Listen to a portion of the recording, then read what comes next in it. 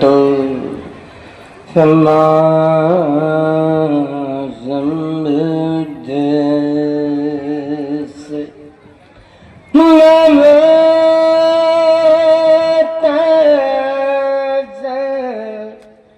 भगवतो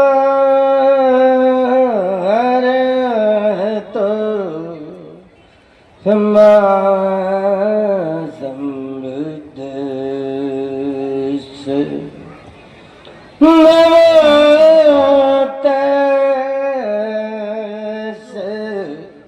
भगवतो अरहतो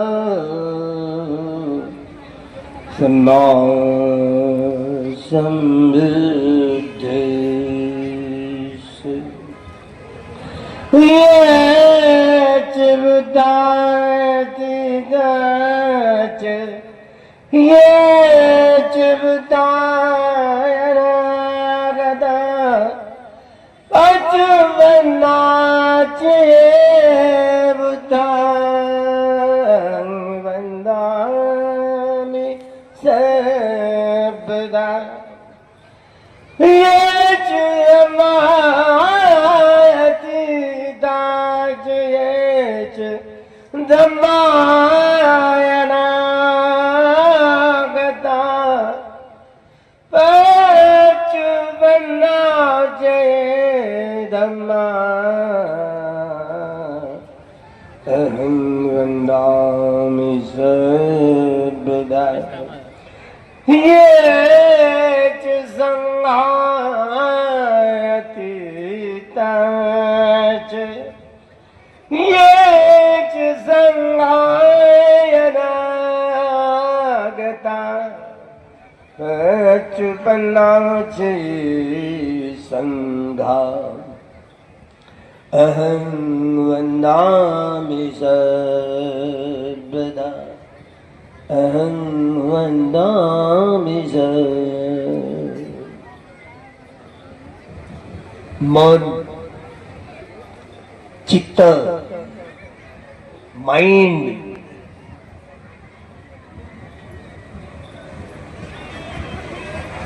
तुमची प्रकृती कशी आहे बा? कशी आहे प्रकृती म्हणजे काय? बिमारी तब्येत ठीक. तब्येत कोणाची? आमची. त्यांची. त्यांचं शरीर त्यांचं नाहीये, त्यांचं मन त्यांचं नाहीये. कोणाची? त्यांची. हा त्यांचा पुतळा त्यांच्या हातानं 3.5 हाताची ही काही आहे. 3.5 हाताचं शरीर आहे आणि भगवान बुद्धांनी त्यांच्या 3.5 हाताच्या काळेमध्ये हा सारा निसर्ग पाहिला. म्हणून निसर्गाला प्रकृतीच असं म्हटलं जातं. हा निसर्ग असं म्हटलं जातं. निसर्गाला हे नाही माहिती ती कशी उत्पन्न झाली. शेंडीवाल्यांनी आम्हाला काय सांगितलं? ब्रह्मदेवाने निर्माण केली.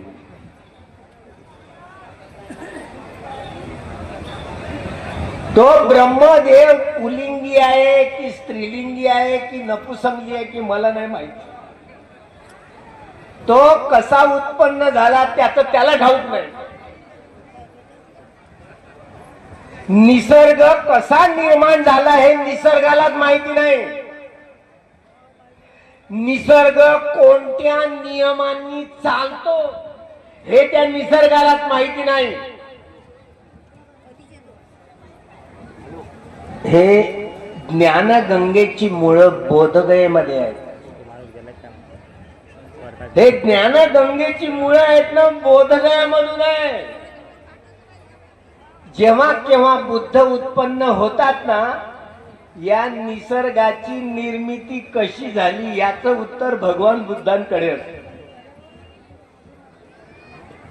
निसर्ग कोणत्या नियमांनी चालतो हे निसर्गाला नाही कळत, हे भगवान बुद्धांना कळतं बुद्धत्व प्राप्त झाल्यानंतर.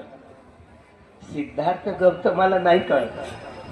सिद्धार्थ गौतमानी बुद्धत्व प्राप्त केलं त्यांना बुद्ध चक्षु प्राप्त झाले. ज्या महापुरुषांची ही 80 अनुलक्षण 32 लक्षणांनी परिपूर्ण भरलेली काया असते, मनुष्य जीवनामध्ये ज्याला महापुरुष म्हणतात ते 2 प्रकारचे असतात. एक चक्रवर्ती सम्राट होतात आणि एक सम्यक संबुद्ध असतात. जे चक्रवर्ती सम्राट होतात तेच सम्यक संबुद्ध होत असतात. बाबासाहेबही या सगळ्या देशाचे सगळ्या जगाचे राजे होणार आहेत, चक्रवर्ती सम्राट होणार आहेत. बाबासाहेब आंबेडकर तेव्हा त्यांच्या अंगावर 32 लक्षणं आणि 80 अनुलक्षणं सुप्तपणे असणार आहे. तेव्हा जगाचा झेंडा हा आकाशासारखा निळा असणार आहे. जगाचे राजे असणार आहेत ते, आणि त्या निळ्या झेंड्यावर धम्मचक्र असणार आहे. आता रिपब्लिकन पार्टीचा जो झेंडा आहे तोच झेंडा बाबासाहेबांचा असेल. सारे हिंदू मुस्लिम जैन शीख ईसाई ख्रिश्चन मुस्लिम सगळ्या जगातले साऱ्या संप्रदायांच्या सगळ्या बेड्या तडातड तुटून पडणार आहे. बाबासाहेब जगाचे राजे होणार आहेत. बाबासाहेब ते 16 असंख्येय 1,00,000 कल्प एवढ्या जन्मातनं आपले 30 ही पारमितांचे घडे भरत भरत भरत येत आहेत. या जीवनात असा चेहरा आहे बाबासाहेबांचा, तुम्ही पाहिला, ज्यांनी पाहिलं त्यांना माहित. आम्ही पुतळ्यात पाहतो, आम्ही फोटोत पाहतो. 16 असंख्येय 1,00,000 कल्प एवढे जन्म घेत येत आहेत. शेवटच्या महाबोधिसत्वात त्यांचं नाव अजित असं असणार आहे. अजित. त्यांचा जन्म आजची जी वाराणसी आहे ना, सारनाथ वाराणसी, तिचं नाव भविष्यात केतुमती असणार आहे. केतुमती त्या नगरीचं नाव. आणि तिथे त्यांचा जन्म होणार आहे एका ब्राह्मण परिवारामध्ये, शेंडीवाल्यांच्या घरी. आता बोंबला तुम्ही,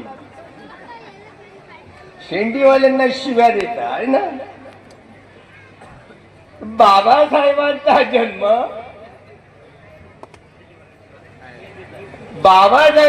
जन्म शेंडीवाल्यांच्याच घरी होणार आहे, सारनाथला. त्या नगरीचं नाव केतुमती असणार आहे. त्यांच्या अजितच्या आईचं नाव ब्रह्मावती असणार आहे. चंद्रमुखी आहे ना ब्रह्मावती, त्यांच्या बाचं नाव सुब्रह्मा असणार आहे. शेंडीवाल्याच्याच घरी जन्माला येईल बाळ. आणि ते जिथे आता बोधगयेचं महाविहार आहे ना, जिथे मूर्ती आहे ना भगवंताची, तिथे बोधी वृक्ष, त्या ठिकाणी हे कालोघात नष्ट होईल आणि तिथे नागा बोधी वृक्ष वाढेल. हा अजित नावाचा महाबोधिसत्व ज्यांच्या अंगावर 32 लक्षणं 80 अनुयोजन सुप्त आहेत. केतुमती नगरीवरून ज्या वेळेला जन्म तिथे होईल, जसा सिद्धार्थ गौतमाचा जन्म लुंबिनीला झाला, सुकिती नाव ठेवलं होतं, तसं बाबासाहेबांचा शेवटच्या महाबोधिसत्वाचा हा जन्म केतुमती नगरीमध्ये सगळ्यात जास्त वर्षावास तिथेच करणार आहेत. बाबासाहेब जेव्हा बुद्ध होतील तेव्हा. मी तर राहील देव, आपण तुमचं पाहता. आता तुम्ही कुठे जाल, कुठे भटकाल, मन नाही ना, मन लई चंचल आहे, लई भटकत सगळ्यांचं. ते हिंदू असो की बौद्ध असो की जैन असो की शीख असो की यहुदी असो की इसाई असो की मुस्लिम असो, ब्राह्मण असो की ब्राह्मणेतर असो, या देशातला की त्या देशातला, या वंशाचा असू दे की त्या वंशाचा असू दे, सगळी माणसं भटकंती माणसं असतात. किती भटकतं तुमचं मन. जगात 2 व्यक्ती एक नाही आहेत. एका काळजाची देठ असली तरी 2 व्यक्ती एक नाही आहेत. आमच्याच देशाचा संरक्षण मंत्री माजी प्रमोद महाजन आमच्या अंजलीबाई आंबेडकरांचा नातेवाईक देशाचा संरक्षण मंत्री होता. त्याच्याच भावाने त्याला गोळ्या घालून मारलं. कुठे गेली? रक्ताची नाती होती. विसरले का नाही? म्हणून सख्खा भाऊ पक्का वैरी झाला. तुम्ही तरी काही कमी आहात का? आता तर दारू ढसायला लागली. बाबासाहेबांनी सांगितलं सुरा मेरे मध्य दठ्ठाना.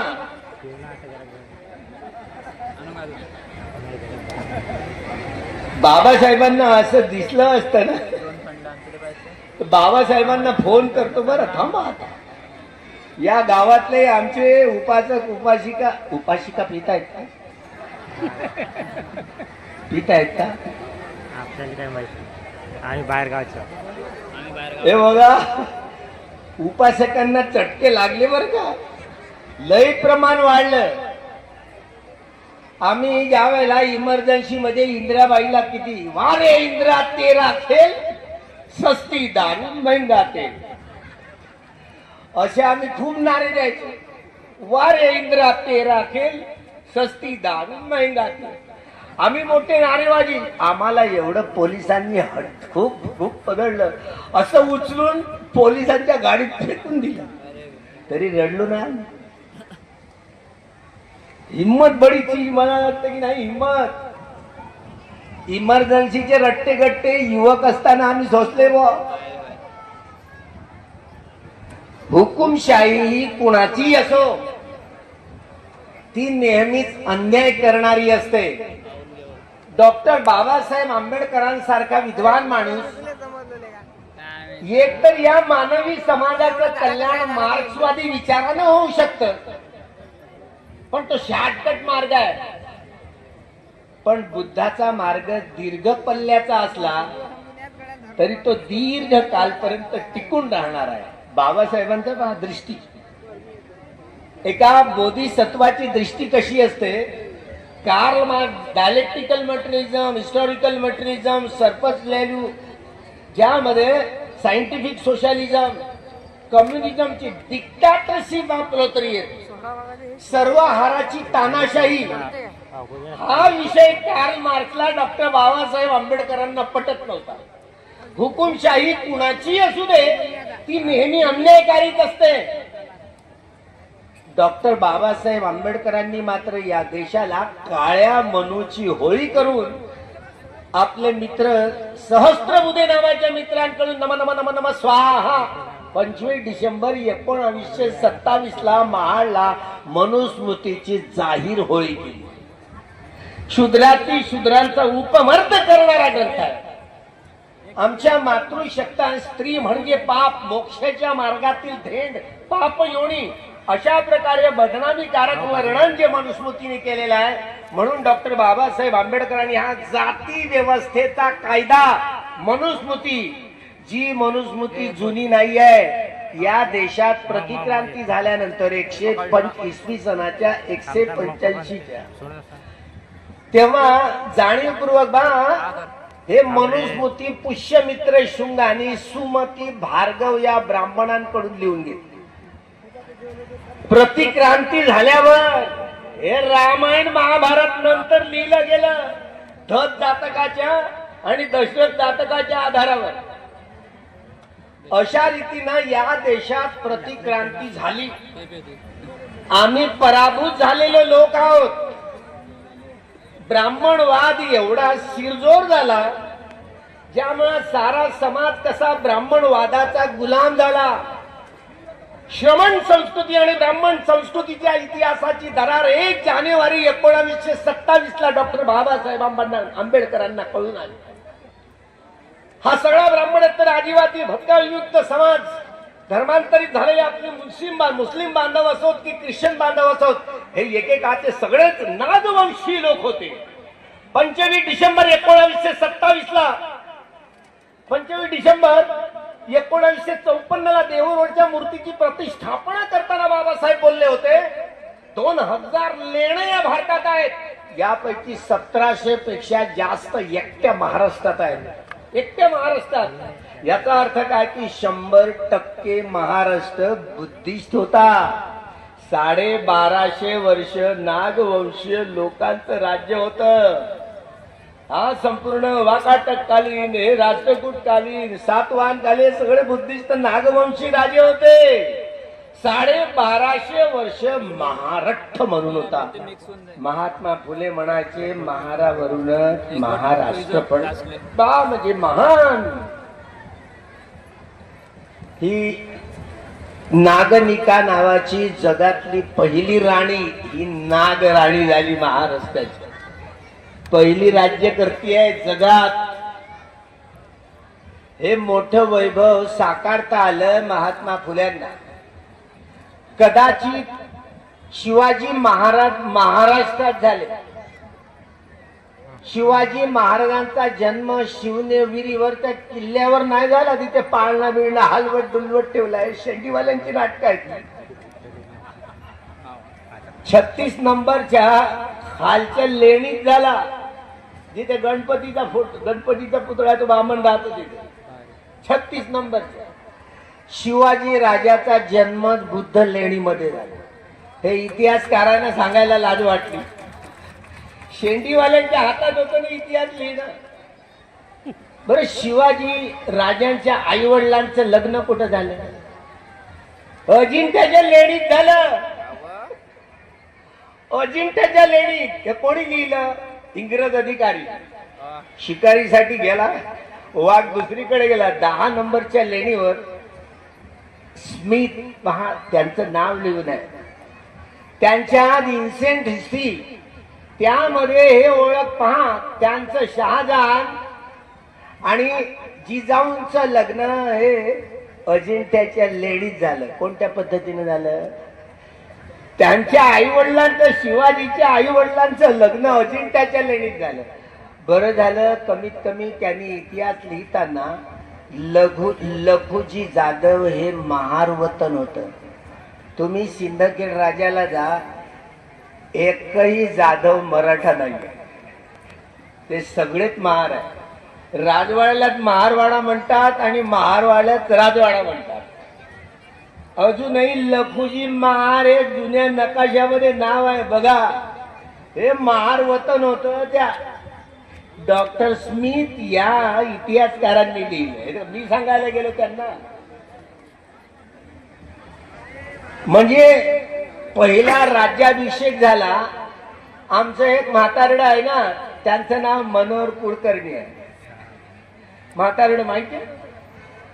तो मनोहर कुलकर्णी येतो आणि तो आता सांगतो उचीपट्टी कशी असते.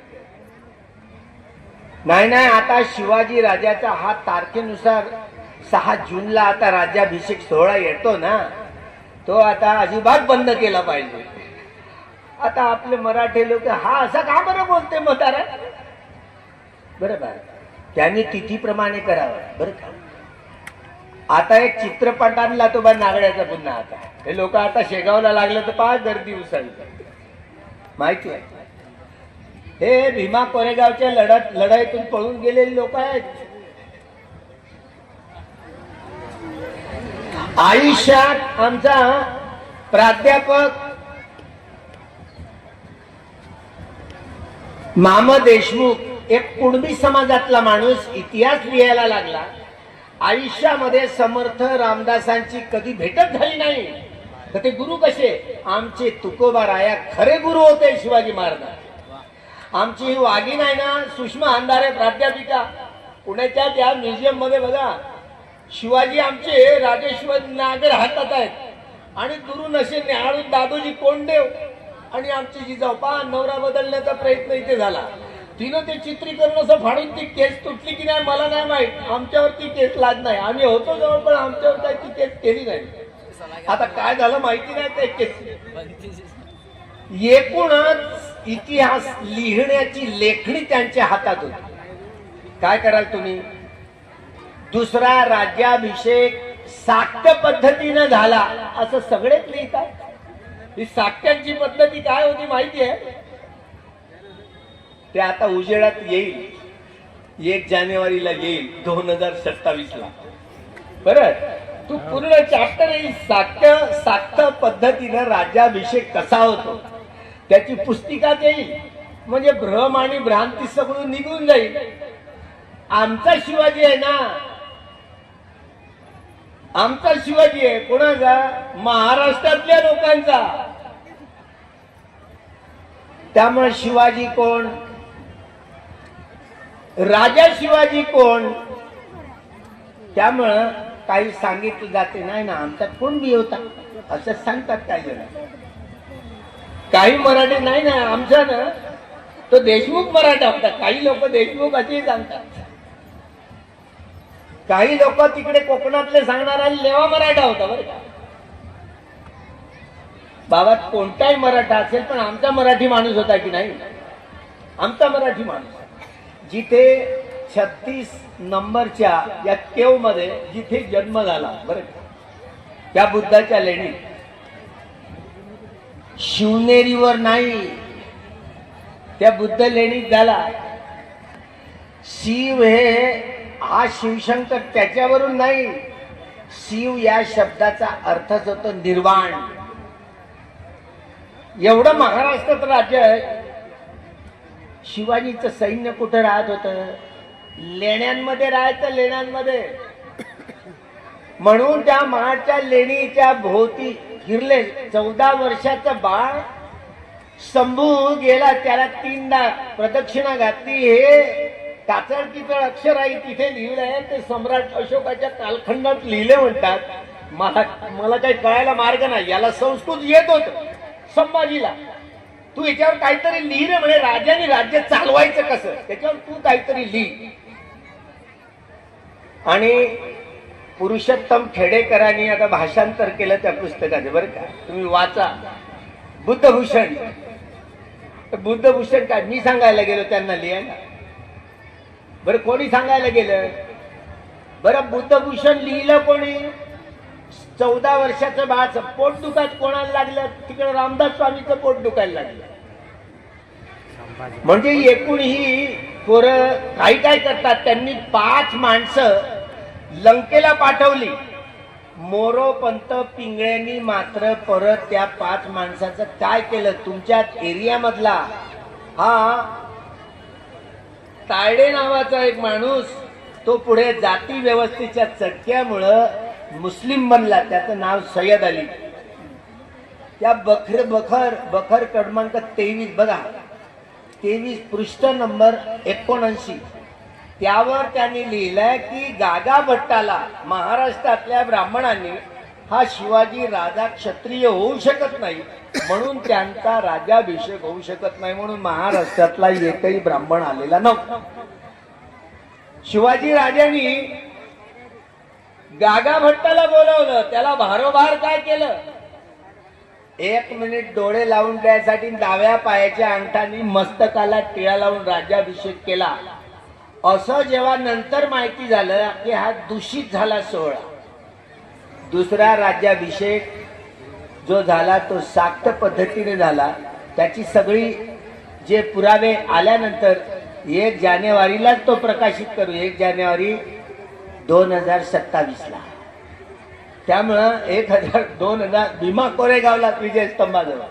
म्हणजे खरा इतिहास लोकांना माहिती होईल. खरा इतिहास काय होईल ते माहिती होईल ना. कमीत कमी एवढं तर माहिती होईल की संभाजी राजाला यांनीच औरंगजेबाला पकडून दिलं, औरंगजेबाच्या हातात दिलं, आणि औरंगजेबाने मात्र त्यांचे डोळे काढले, त्यांचं नाक कापलं, कान कापले, जिव्हा कापली, हातापायांचे खुरकुट कापले आमच्या संभाजी राजाचे, आणि त्यांचे गुप्तांग देखील कापले बरं का. आणि पेशव्यांच्या हातात ते डोकं दिलं. पेशव्यांनी औरंगजेबाशी संगनमत करून आमचं मराठी राज्य उद्ध्वस्त केलं. आणि दुसऱ्या दिवशी जी गुढी फिरवली ना, त्या गुढीला मात्र आमच्या संभाजी राजाचं डोकं लटकलेलं होतं. आमचा मराठी राज्याचा नाश करून त्यांनी पेशवेशाही आणली शेंडीवाल्यांनी. समजलं ना. त्यामुळं आमच्या पूर्वजांना नंतर गळ्यात गाडगी आणि कमरेचा झाडू यासाठी बांधला की आमची सत्ता उलथावून पाडू शकतात. आणि 1818 1 जानेवारीला हा संपूर्ण जो लढा झाला ना, हा लढा झाला, हा लढा फक्त बाबासाहेब आंबेडकरांनाच कळला. हे स्वातंत्र्य युद्ध लढलं गेलं, कदाचित बाबासाहेब आंबेडकर झाले नसते ना, या देशाचा इतिहास कुणालाच कळला नसता आणि आम्ही आमच्या गुलामीच्या बेड्या तोडू शकलो नसतो. त्यामुळे साधं सुद्धा काम नाहीये बाबासाहेबांचा जन्म होणं. म्हणे बोधिसत्व आहे, भावी बुद्ध आहेत. ज्या वेळेला बाबासाहेब बुद्ध बनतील ना, आता आम्ही भोंडसाठी प्रयत्न करणार आहोत. 27 तारखेला 2027ला 27 तारखेला रमाईच्या स्मृती दिवसाच्या प्रित्यर्थ तुम्हाला आमंत्रित करत आहोत. आम्ही प्रयत्न करत आहोत. पण बाबासाहेब जेव्हा बुद्ध बनतील की नाही, तेव्हा ते भोंडला पुन्हा येतील आपल्या भिक्खू संघासकट, ज्यामध्ये या दुसऱ्या नंबरचं हे मोठं भोंड महाविहार आहे ना, यामध्ये अनेक अरहंतांच्या देखील सारीपुत्र म्हणतो ना आपण, हे आमचे चित्तज्योती म्हणतात ना, की त्या सारीपुत्र, खरं सारीपुत्र आणि महामोगल्यांचं आहेच नाही. हे मोठं महान, जिथे 80 आर्य शावकांच्या देखील ते स्तूपांचा भरणा त्यामध्ये असलाच पाहिजे. त्यामुळे हे दाखवण्यासाठी बाबासाहेब जेव्हा बुद्ध होतील ना, भिक्खू संघात सकट देखील इथे येऊन भेट घेतील. पुढे तुम्ही असाल की नाही, पण बाबासाहेबांच्या बरोबर जेव्हा ते बुद्ध होतील, मी भिक्षू म्हणून तिकडे भोंडला पुन्हा येणार आहे. भंतेजी विनयपाल भंतेजी असतील, संगतीला सोबत येतीलच. हे आपल्याला कसं चमत्कारिक वाटतं. बाबासाहेब बोधिसत्व आहेत, ते बुद्धत्व प्राप्त करणारे. सिद्धार्थ गौतम बुद्ध झाले, कोण आगमन, कपुसंद. हे आपण जे पाहतो ना, या सिंधी संस्कृतीचं मोहेंजोदडो हरप्पा पाहतो, आपल्याला वाटतं तर वैदिक संस्कृतीचे नाही आहे. कोणागमन, ककुसंद, काश्यप बुद्धांचे ते धम्म संस्कृतीचे अवशेष आहेत. तिथं वैदिक संस्कृतीचं काहीच नाही आहे. हे जसं सिद्धार्थ गौतम आणि बुद्धत्व प्राप्त झाल्यानंतर ही जी नागरलिपी अस्तित्वात आली, मोठे मोठे नागराजे, नागाच्या फण्यावर काही पृथ्वी उभी नाही आहे, हे आमचे नागराजे, ज्यांनी ही नागरी लिपी आणली ना, हे पाली लिपीचं हे विकसित रूप आहे. हे नागनिका ही राजधानी नागनिकांच्या कालखंडातलं एक खंडर दस्तक आहे. अजूनही ते सापडलं मुंबईच्या ते संग्रहामध्ये आहे, पुरातत्व खात्याच्या संग्रहामध्ये आहे. त्यामुळं पुरातत्व खात्याच्या, त्यामुळं तो जो इतिहास आहे ना नागनिकाचा इतिहास, यावर एक आमचेच मित्र एक पुस्तिका लिहित आहेत.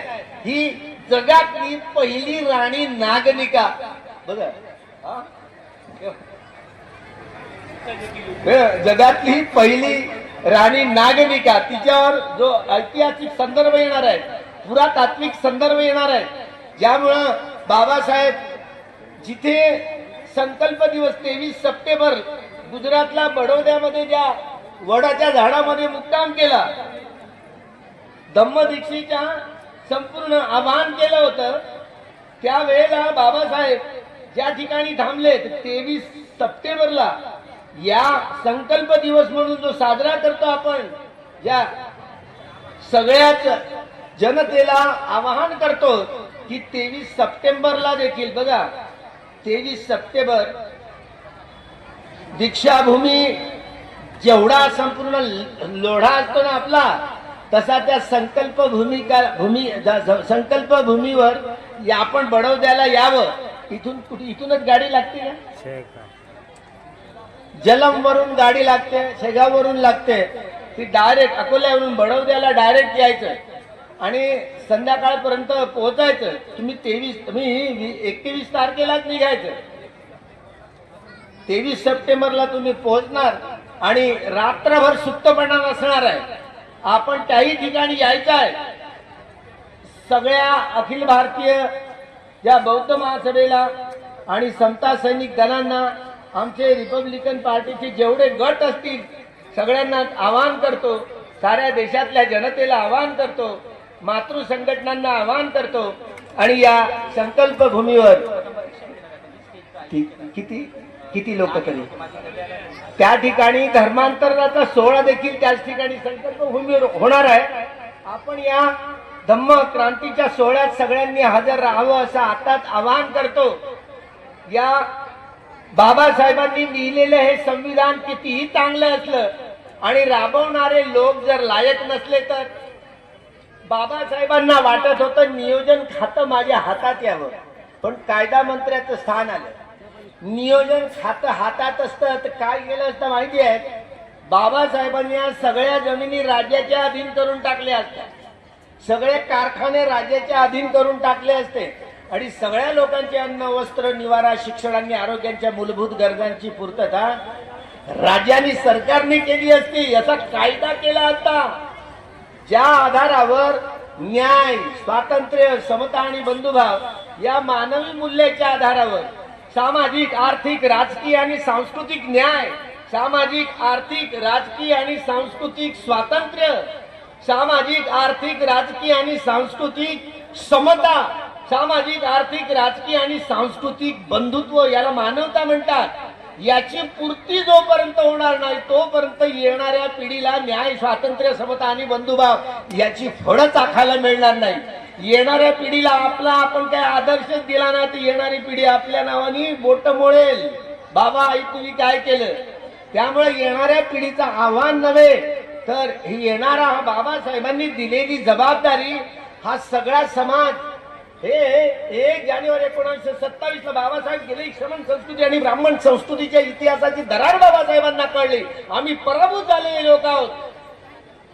पुष्यमित्र शुंगांनी बृहद्रथ राजाची हत्या केली, ही प्रतिक्रांती घटना होती असं सांगितलं बाबासाहेबांनी. या श्रमण संस्कृतीचं नेतृत्व करणारा भिक्षू संघाचा एकेका भिक्षूचं डोकं कापून आणण्यासाठी 10,000 सोन्याची नाणी मोजली गेली. भिक्षू लोक दाढीचे डोक्याचे केस वाढवून जंगला पहाडात गुफा केंद्रामध्ये राहू लागले. हेच ते भागवती वारकरी नाथपंथी, हे नाथपंथी, हे मानुभावपंथी, लिंगायतपंथी, हे सगळं आमचा भिक्षूंचा संप्रदाय आहे. पण इतिहासच जे विसरतात ते इतिहासाची काय निर्मिती करणार आहेत. म्हणून महाराजांची मनं टटोलण्यासाठी 13 ऑक्टोबर 1935 ला येवल्याला नाशिकच्या येवल्यामध्ये मोठी सभा भरवली. स्वतंत्र महाराजांची परिषद बोलवली. 35,000 लोक त्या सभेला हजर होते. जन्म घेणे माझ्या हातात नव्हतं पण जगणं आणि मरणं माझ्या हातात आहे. चुकून या ब्राह्मणवादी तुरुंगात मी जगणार नाही आणि मी मरणार नाही. त्यांनी त्यांची भीम प्रतिज्ञा 21 वर्षानंतर पूर्ण केली. त्या परिषदेमध्ये बोलताना बाबासाहेब सह्याद्री कुंड पुराणाचं उदाहरण दिलं. हा सगळा कुणबी तेगी कोळी माळी लोहार सुद्धा तांबा सगळा ब्राह्मणेतर आदिवासी भटका विमुक्त समाज, हा मुस्लिम समाज, हे संपूर्ण ख्रिश्चन समाज, सगळे नागवंशीय लोक होते. पराभूत झालेले लोक आहोत. आणि पुष्यमित्र शुंगांनी ही मनुस्मृती लिहिली सुमती भार्गवांकडून. हा जाती व्यवस्थेचा कायदा जाळून टाकला बाबासाहेबांनी. हा सगळ्या ब्राह्मणेतरांना जागवण्यासाठी जागृतीचा विस्तार तुम्ही विझू देऊ नका. या गुलामांना गुलामीची जीवन जगण्याची सवय झाली, ते गुलाम झाले. आजही हा सारा ब्राह्मणेतर आदिवासी भटका विमुक्त सगळा गुलाम आहे. 14 ऑक्टोबर 1956 झाली. तुम्ही आम्ही या तुरुंगातून मोकळे झाले. मात्र हा सारा ब्राह्मणेतर आदिवासी भटका विमुक्त समाज अजूनही गुलामी सडत आहे, नरकात जगत आहे. या पारंपरिक जुन्या बुद्धिस्ट लोकांना, नागवंशी लोकांना, त्यांना जागवण्यासाठी हे धम्म सामाजिक क्रांतीचं अभियान धम्म क्रांतीमध्ये बदलण्यासाठीचे दीर्घजीवी अभियान राहील.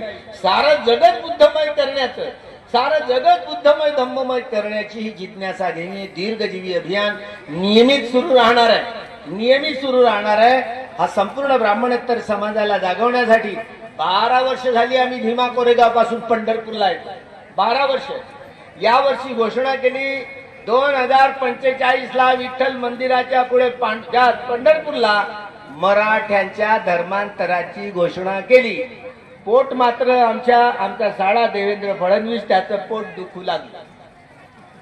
आता तो धर्मांतर विरोधी कायदा महाराष्ट्रात आणणार आहे. बरं तुमच्या माहितीसाठी सांगतो, आता हे उपवर्गीकरण आणलं की नाही, हे असंवैधानिक आहे, त्याच्यावर चर्चाच करू नका. जाणून बुजून आरक्षण गोठवण्यासाठीच हे षडयंत्र आहे. त्यामुळे यावर तुम्ही चर्चाच करायचं ना, हे रद्द झालं पाहिजे. घटनेचा उपमर्द करणारा आहे, संविधानाच्या मूलभूत हक्कांवरती गदा आणणारा आहे, म्हणून हे निषेधार्ह आहे. ते जाणून बुजून त्या पार्टीच्या त्या त्यांच्याकडून ही कागदपत्र करवून घेतली आणि तुमच्या आमच्या माथाळात. म्हणजे 14 पासून ते सरकार सत्तेवर आलं ना, अजून जनगणना नाही. जनगणना नाहीये, काय कराल? काही डाटा नसताना त्यावर भाष्य करणं म्हणजे असंवैधानिक आहे. त्यामुळे या बिलकुल चर्चा करून, याचा निषेध करून संपूर्ण नकारात्मक हे निषेध असंवैधानिक आहे, त्याला आम्ही मान्यता देणार नाही. अशा प्रकारची भूमिका घ्यावी लागेल. आता या संपूर्ण जळणघडणीमध्ये हे ईव्हीएम एवढी खतरनाक आहे की या ईव्हीएम न मतं हॅक केली जातात. महाराष्ट्रात देखील विधानसभेच्या निवडणुका झाल्या. आमच्या बाळासाहेब आंबेडकरांनी केस टाकली हायकोर्टात. सायंकाळी 5 वाजल्याच्या नंतर 76 लाख मतं कुठून आली? निवडणूक आयोगांकडे उत्तर नव्हती आणि निवडणूक आयोगाने सगळा डाटा डिलीट केला. काय केलं तुम्ही? ते इल्लिगली राज्य करत आहेत ना. तुम्ही कुठेही बटन दाबा, चालली कमळाबाईवर कमली कमली कमली म्हणून बोंबला. त्यामुळं घटनेच्या 61A प्रमाणे आजही मतदान हे बॅलेट पेपरवरच करावं असा कायदा असल्यानंतर देखील हे सगळे या देशाची वाट लावत आहेत. लोकशाही धोक्यात आहे, हे संविधान धोक्यात आहे. म्हणून ईव्हीएम हटवा आणि संविधान वाचवा, लोकशाही वाचवा. म्हणून तुम्हा आम्हाला रस्त्यावर आता उतरावं लागेल. सगळ्या राजकीय, सामाजिक, आर्थिक आणि सांस्कृतिक संघटनांना मैदानात उतरावं लागेल. ही आताची पोरं, नौजवान पोरं, हा आपला औरंगाबादचा मुलगा नाही का, तो काक्रोच जितके तो काम करत होता. अगोदर झाडूवाल्यांसोबत काम करत होता. झाडूवाल्यांची पार्टी आली होती ना दिल्लीवर. त्यामुळं अरे नाव आहे ना, काक्रोच कशाला काक्रोच जनता पार्टी ठेवलंय? हे बघा तरुणांनो, तुम्ही समाज बदलवू शकता. तुमच्यात तो जोम आहे, ताकद असतो. बाबासाहेब आंबेडकर तुम्हाला दिसला नाही का? स्टेट सोशलिझम बाबासाहेबांचे हत्यार दिसलं नाही का? बाबासाहेबांची प्रजासत्ताकीय पार्टी रिपब्लिकन पार्टी दिसली नाही का? तुम्हाला काय बिघडलं? रिपब्लिकन पार्टी ऑफ इंडिया ठेवा ना. काय बिघडलं? ठेवा. हा सारा समाज सोबत येईल ना, सोबत येईल. काक्रोच कशाला ठेवताय? बाबासाहेबांची धारणा, तुमचा विचार स्पष्ट येऊ द्या. नाहीतर हा अण्णा हजारे आहे ना, तो बापट आहे ओरिजिनल. त्यांनी भुलपी उभई केली आणि ब्राह्मणांच्या हातात कोणी देऊन टाकलं. 14 पासून ते सत्तेवर आहे, तर घटनेची ऐशी तैशी होत आहे. जनतंत्राची ऐशी तैशी झालेली आहे. जनतंत्र टिकलं तर हा देश टिकेल. या देशाचं संविधान टिकेल तर हा देश टिकेल. या संविधानाच्या सुरक्षिततेसाठी घटनाबाह्य मार्ग आपण आत्मसात नाही करायचा. घटनेच्या अंतर्गत राहून आपण तुरुंग भरायचे. या देशाच्या महाराष्ट्रातल्या सरकारनं शेतकरी रस्त्यावर उतरला, त्यांनी आश्वासनं दिली होती कर्जमुक्तीची. आश्वासन फक्त दिली होती, रस्त्यावर उतरला तर हायकोर्टातनं ऑर्डर घेतली. नाही बाबा, जनजीवन विस्कळीत होत आहे. 30 जूनला, आता जून महिन्यात आश्वासन दिली. हे सगळं खोटारडं आहे. एवढं नव्हे तर आता कुंभमेळाव्यासाठी त्यांनी 25,000 करोड, पहा एवढा पैसा बिनकामाने ओतला. 25,000 करोड. आणि शेतकऱ्यांना कर्जमाफी धतुरा दाखवला. त्यामुळं शेतकऱ्यांनो, तुम्हाला तुरुंग भरायला हवे होते. तुम्ही आता मागे पुढे पाहू नका. शेतकरी मैदान, अरे शेतकरी पिकवल तर आम्ही खाऊ हवंय. हाडाची काढा रक्ताचं पाणी करणारा, मेहनत करणारा, घाम गळणारा हा कुणबी समाज, एकेकाळचे नागवंशी लोक इतिहासच विसरून बसलो. या कुंड्यांविषयी काय लिहिलंय त्या सह्याद्री कुंड पुराणामध्ये? बाबासाहेबांनी 13 ऑक्टोबर 1935 ला येवलेच्या सभेचं उच्चारण केलं होतं. हा आमचा कुणबी समाज, एकेकाळचा नागवंशी समाज, हा घाम गाळणारा समाज. काय लिहिलंय त्याच्याविषयी? कुंभटम, धस्कटम, अक्कल थोडी आणि बायको विकून घेतली घोडी. गेला तर रुमण्याशी, नाही तर आला तर ढोमण्याशी. एका तरी कुंड्यानी वाचलं का? वाचाल तर वाचाल रे बाबा. मामा देशमुख, हा साळुंके सारखे आमचे ते विद्वान हाती एवढं पोट धरून हसायचे. काय खाण ओकली म्हणे आमच्या विषयी धर्म. सकाळी उठल्याबरोबर सगळ्यांची तोंड पाहावी, पण तेल्याचं तोंड बावरे म्हणते. काय झाला? हा तेली समाज एकेकाळचे नागवंशी लोक बुद्धिस्ट होते, इतिहासच विसरून गेले हो. आजही आमचे मोहन मामा भागवत सकाळी उठल्याबरोबर नरेंद्र मोदीचं तोंड पाहायला तयार होत नाही, कारण तो कागदपत्रावर तेली आहे. मला नाही माहिती ते खरं आहे की खोटं आहे, त्याची डिग्री फेक आहे, तर काय कराल तुम्ही? आता एपिस्टन फाईल मध्ये त्याचं नाव आलं, आमच्या दलाई लामाचं नाव आलं. असं एकही सरकार शिल्लक नाही आहे जगातलं. FC ना गणितज्ञ होता. आपल्याला काय माहिती हे तज्ञ कसा कसा प्रयोग करतात म्हणून काय माहिती. 13-14 वर्षाच्या पोरींना त्यांच्यावर बलात्कार करून पहा, त्यांना भिवून त्यांच्यावर बलात्कार करून त्यांना भाजून मांस खाल्लं तर म्हणे आयुष्य वाढतं. बघा, ही नाटकं सांगून त्या संपूर्ण त्यांच्या प्लॅनेटमध्ये त्या एपिस्टनच्या फाईल मध्ये सगळ्यांची नावं आहेत. सत्ताधारी पक्षही काय विपक्षामध्ये नाव आहेत, भलत्या पहिल्या आहेत. काल तर एक फाईल पाहिली, पाहता पाहता एक मशीन येते आणि ती मुलगी आहे ना, ती मशीनची एक तुकडा इकडे तर एक तुकडा चिलोऱ्या करतात. बरं, म्हणजे हैवान लोक आहेत, माणसं नाही आहेत. आज ज्या हैवानांच्या साऱ्या जगावरच तो ट्रम्प येतो, हैवान आहे. त्याच्या बायकोनं ज्याला फाशीवर लटकवून मारा अशी ती म्हणते, त्याची बायको तशी म्हणते बरं का, याला फासावर लटकवून मारलं पाहिजे म्हणजे लहान लहान पोरी बाळांना तिच्यावर बलात्कार करून त्यांचं मांस भाजून खातात. हे हैवान की माणसं आहे? हैवानांचं सरकार आहे. आमचा हा एक हैवान नाशिक मधला तो एक अशोक करात, तो तर स्वामी तो स्वरूप मिश्रा तो बोलू लागला होता, हा एका आंबेडकरांच्या जातीचा असेल ते म्हणून असं करत होता. त्याला तो मराठा निघाल. काय कराल तुम्ही? हे लागे बांधे आहेत ना, हे गृहमंत्र्याचा त्याचा हात आहे. हे सगळे लोक चोर मौशेरे भाऊ आहे, समजलं? कोणत्या दिवशी त्याला ठपकारून टाकतील, बस सगळं बुडवून टाकतील, म्हणजे त्यांची फाईल बंद होईल. आज ही एप्स्टीन फाईल एवढी वेगात आहे तर सगळ्या जगावर हैवानांचं राज्य आहे. हे हैवानांचं राज्य उलथावून पाडण्यासाठी रे बाबा रे काक्रोचवाल्यांनो, काक्रोच हे नाव तुम्हाला शोभत नाही, कुणाला शोभत नाही, तर सुप्रीम कोर्ट पागल झाला असेल. म्हणजे तुम्ही बाबा कुत्र्याची शेपटी वाकडीच राहते ना, काय करताय तुम्ही त्याचं? पण तुम्हाला चांगलं घडवायचं असेल, चांगलं नाव द्या, रिपब्लिकन पार्टी द्या ना नाव, काय बिघडतं? आम्ही तुम्हाला उचलाल बाबा, तुम्ही समाज बदलाल ना, बाबासाहेब आंबेडकरांचं काम पूर्ण करणार म्हणून आम्ही तर स्वागत करू. या मैदानात उतरा, जेणेकरून हा समाज बदलण्यासाठी. आम्ही लंकेला जसं वातावरण झालं होतं, बांगलादेशात जसं वातावरण झालं होतं, नेपाळमध्ये जसं वातावरण, आम्ही युवकांना काही असा आदेश नाही देणार की जाळून टाका सुप्रीम कोर्ट, जाळून टाका न्यायालय, जाळून टाका संसद. आम्ही तर त्याचं समर्थन नाही करणार. संविधानाच्या दायऱ्यामध्ये राहून EVM हटाव आणि संविधान बचाव, लोकतंत्र बचाव म्हणून आम्हाला सगळ्या संघटनांना एकत्र येऊन एका मंचावर येऊन आंदोलन करावं लागेल आणि या देशाच्या संविधानाला वाचवावं लागेल, तरच हा देश बंधुभावानं जगेल. हा संपूर्ण ब्राह्मणेतर समाज, एकेकाळचा नागवंशी समाज सोनार सख्या बहिणीची खाणार, गोड गोवारी जात गोवारी, गोड गोवारी हेकळ माना, अमिल पाऊन शिव लाडोना माना, माणुसकीत नाही तुकर सरकशीत नाही, धनगर कोळी माळी पोष्टी ढिवराची धुटी आणि आटाकला बोटऱ्या जाशील कुठी. सगळ्या ब्राह्मणेतरांना आदिवासींना शिव्या शाप देणारा तो ग्रंथ आहे, म्हणून जाळून टाकला पाहिजे असं बाबासाहेब बोलले होते. या गुलामांना त्यांच्या गुलामीची जाणीव करून द्या, म्हणजे ते बंड करून उठतील. आमच्या मुसल बांधवांना तर काही खरं नाही, आता मी भिक्षू झाल्यामुळे बोलू शकत नाही. भांडा मुसलमान आणि वेळवाची डॅश डॅश नाही बोलू शकत, पुढचे अक्षर एवढी खतरनाक अक्षर आहे. या गुलामांना त्यांच्या गुलामीची जाणीव करून द्या, म्हणजे ते बंड करून उठतील. हा जागृतीचा विस्तव कधी तुम्ही विजू देऊ नका. सारं जगत बुद्धमय धम्ममय करण्यासाठी हे सामाजिक क्रांतीचं अभियान भीमा कोरेगावला देखील धम्मभूमीमध्ये बदलण्यासाठी जात आहोत. पंढरपूरला देखील धम्मभूमी म्हणूनच बदलण्यासाठी जात आहोत.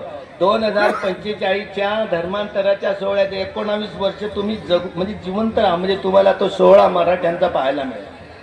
काही आमचे मराठी बांधव म्हणाले, संभाजी ब्रिगेडवाले, अहो आम्ही म्हातारे झालो, कुठपर्यंत तेवढा सोहळा कशाला लांबवताय? 2 वर्षात आम्ही तयारी केली, तुम्हाला यावं लागेल. येणार बा म्हटलं. तर 2 वर्षात पुन्हा धर्मांतराचा महाराष्ट्रात या मराठ्याच्या धर्मांतराच्या सोहळ्याला उधाण येणार आहे.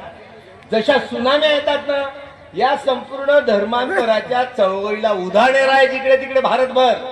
आपल्याला सांभाळता सांभाळता नाकी नव येतील. विचार करा.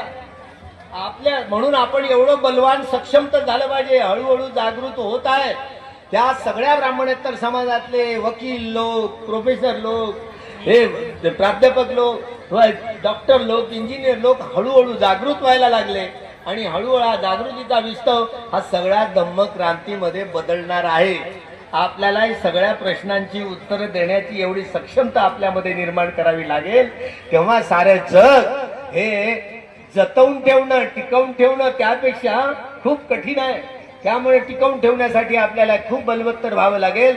सारं जगत बुद्धमय धम्ममय करण्यासाठीच तुमची आमची ही जन्माची, ही जीवनाची आणि जगण्याची किमया आपल्यामध्ये हे बल वृद्धिंगत हो. सारं जगत बुद्धमय धम्ममय करण्यासाठीच हे बल वृद्धिंगत हो. बुद्ध धम्म संघाच्या प्रभावानं आपलं सर्वांचं मंगल हो, सर्वांचं कल्याण हो. पुढच्या 2027ला या भोन महास्तूपाच्या या संपूर्ण आंदोलनाची रूपरेखा आम्ही आखणार आहोत. त्या याच्यात नंबर